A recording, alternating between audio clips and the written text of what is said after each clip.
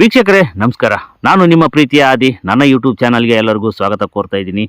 ಎಲ್ಲ ರೈತ ಬಾಂಧವರಿಗೆ ಹೇಳೋದೇನಂತಂದರೆ, ನೀವ್ಯಾರಾದರೂ ಹೈಬ್ರಿಡ್ ಜೋಳ ಬಿತ್ತನೆ ಮಾಡಿದ ಮೇಲೆ ಕಸ ಏನಾದರೂ ಜಾಸ್ತಿ ಬಂದಿದ್ದರೆ, ಆ ಕಸದಲ್ಲಿ ಎಲೆ ಕಸ ಏನಾದರೂ ಜಾಸ್ತಿ ಬಂದಿದ್ದರೆ ದಯವಿಟ್ಟು ನಾನು ಹೇಳೋ ಪ್ರಾಡಕ್ಟ್ನ ಹೊಡೀರಿ. ಸೂಪರಾಗಿ ಕೆಲಸ ಮಾಡುತ್ತೆ ಅಂತ ಹೇಳ್ಬೋದು.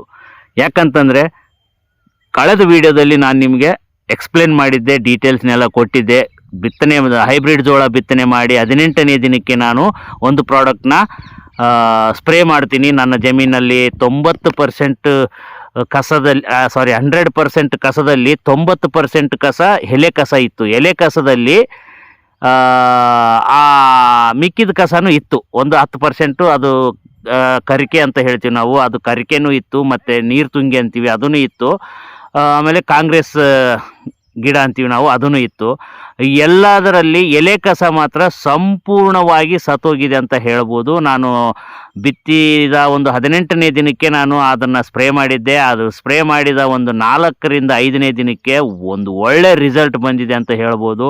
ಹಾಗಾಗಿ ನಾನು ಕಣ್ಣು ಮುಚ್ಕೊಂಡು ರೈತರಿಗೆಲ್ಲ ಹೇಳೋದೇನಂತಂದರೆ, ಜೋಳದ ಹೊಲದಲ್ಲಿ ನಿಮಗೇನಾದರೂ ಕಸ ಜಾಸ್ತಿ ಬಿದ್ದು ಅದು ಮತ್ತೆ 1 ತಿಂಗಳ ತನಕ ಹೊಡಿಬೋದು ಅಂತ ಹೇಳಿದ್ದಾರೆ.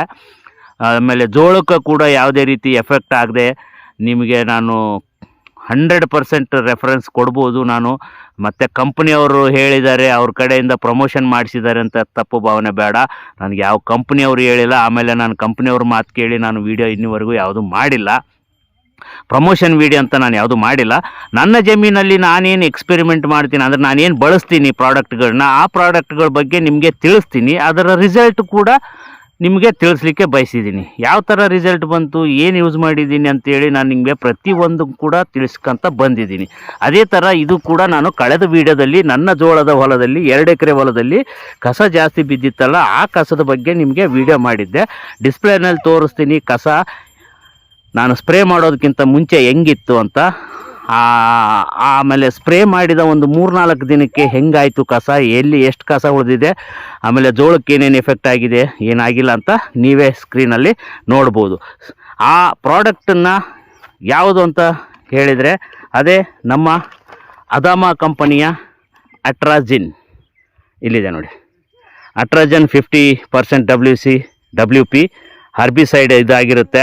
ಸೊ ಇದನ್ನು ನಾನು ಕಳೆದ ವೀಡಿಯೋದಲ್ಲಿ ಕಂಪ್ಲೀಟ್ ನಿಮಗೆ ಡೀಟೇಲ್ಸ್ನು ಕೂಡ ಕೊಟ್ಟಿದ್ದೆ.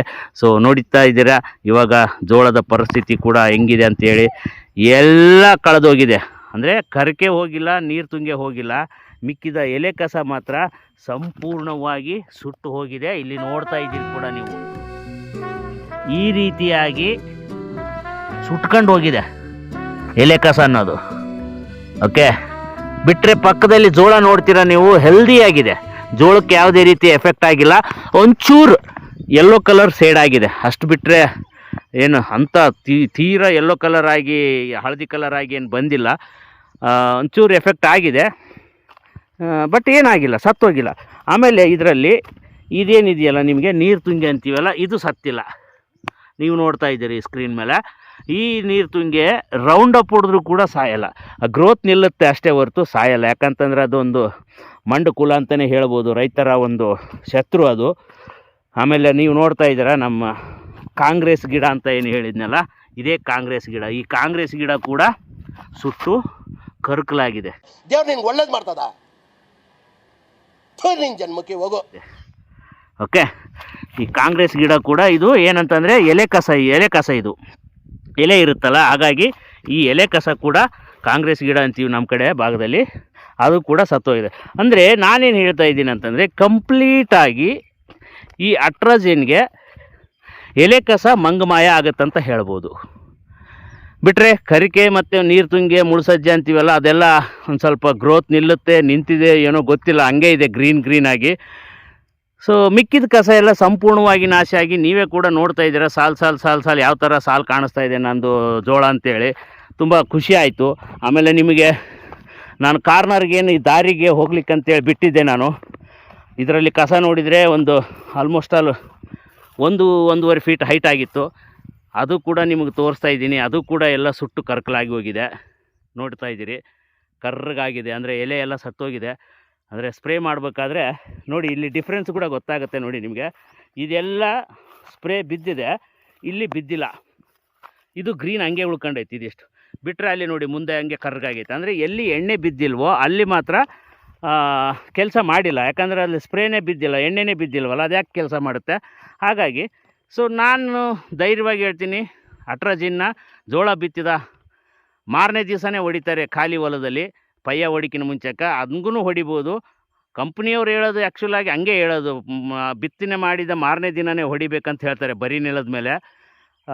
ಹಂಗೆ ಹೊಡಿಯೋಕ್ಕೆ ನಮಗೆ ಮಳೆ ಬಿಡಲಿಲ್ಲ ಈ ವರ್ಷ. ನಾನು ಈಗ ನಾಟಿದ ಮೇಲೂ ಕೂಡ ಹೊಡಿಬೋದು. ಕಳೆದ ವರ್ಷದಲ್ಲಿ ಹೊಡೆದಿರೋರಿಗೆಲ್ಲ ರಿಸಲ್ಟ್ ಚೆನ್ನಾಗಿ ಬಂದಿದೆ ಅಂತ ಹೇಳಿದರು ನಮ್ಮ ಪಕ್ಕದ ಜಮೀನವರೆಲ್ಲ.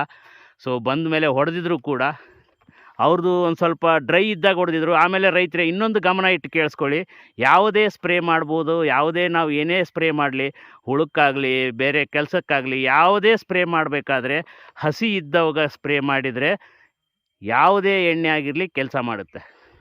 ಡ್ರೈ ಭೂಮಿಲಿ ಅಂದರೆ ಒಣಗೋಗಿರೋ ಭೂಮಿಲಿ, ಆಮೇಲೆ ನೀರು ಬೇಕು ಅನ್ನೋ ಪರಿಸ್ಥಿತಿಲಿರೋಂಥ ಟೈಮಲ್ಲಿ ಯಾವುದೇ ಎಣ್ಣೆನ ದಯಮಾಡಿ ಸ್ಪ್ರೇ ಮಾಡಬೇಡಿ.